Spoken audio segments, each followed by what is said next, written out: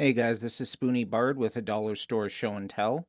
First of all, I can show you that my dollar store re-upped with their book supply, and it's all Marvel.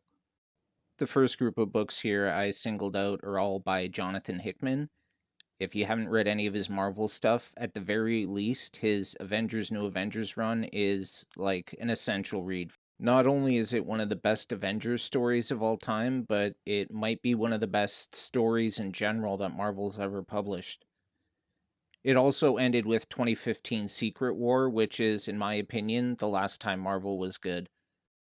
As you can see here, there's a bunch of Wolverine. This is actually all the Jason Aaron stuff, which I highly recommend. I know not everybody likes his writing, but I really like his sensibilities, and aside from Big in Japan, I thought everything Jason Aaron did with Wolverine was awesome. They've got Superior Foes of Spider-Man. I loved all the Superior Spider-Man stuff. I definitely recommend reading this. My store actually had a couple copies of this oversized Inhuman book. I believe it was a spin-off out of the Jonathan Hickman Avengers Infinity event. At the time, Disney was annoyed that they didn't have the rights to mutants or any of the X-Men properties, so they were trying to bump up the Inhumans. Unfortunately, the Inhumans suck, but luckily for Disney, they ended up buying Fox, so now they have the rights to the X-Men films, and they can make those suck. Okay, the Black Vortex was a crossover between the X-Men and the Guardians of the Galaxy. It was a stupid story with no lasting consequences. Age of Ultron is also a stupid story, but at least it contributes to the overall narrative of what was going on in the Marvel Universe at the time, and why Earth was considered such a dangerous place in Hickman's Avengers. Bendis's X-Men is pretty bad. I would recommend skipping. So I'm going to speed through the next little bit. Feel free to slow it down if you guys want a better look at this.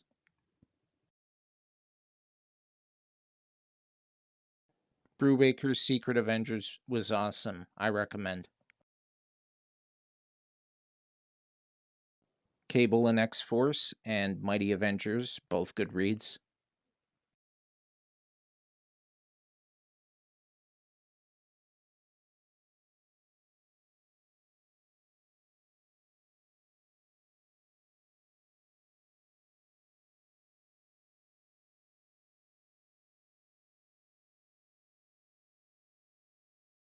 The first book is Amazing X-Men Volume 2, World War Wendigo.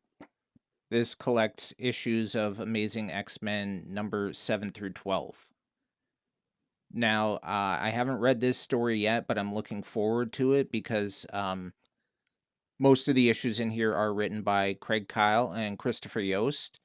If you don't recognize those names offhand, they worked on the show X-Men Evolutions from almost 20 years ago now.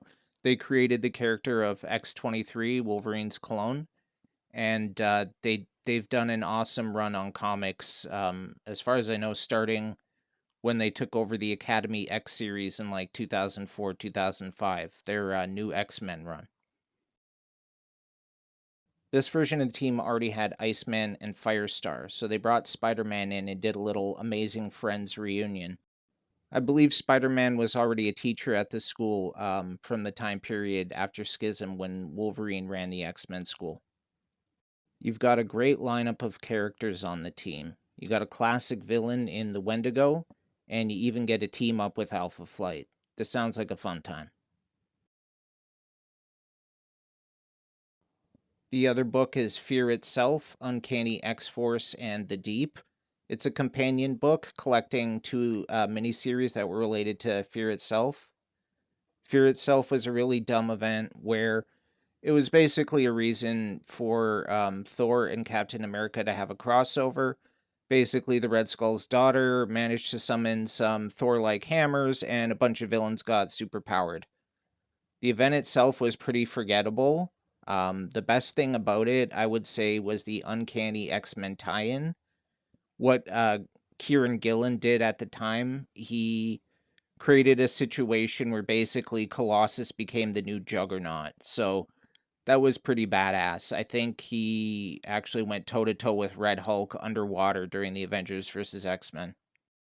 The Deep was a 4-issue miniseries where one of the mystical hammers fell into Atlantis, and Atuma picked it up and became Necrod, god of the sea, or some nonsense like that. Namor was being written very well at the time over in the pages of X-Men as part of the Extinction team, so I'm hoping that the same characterization carries over into this book. So that's it. As always, feel free to share your finds in the comments. Subscribe to Boomer the Nerd, and I hope to see you next time. Bye.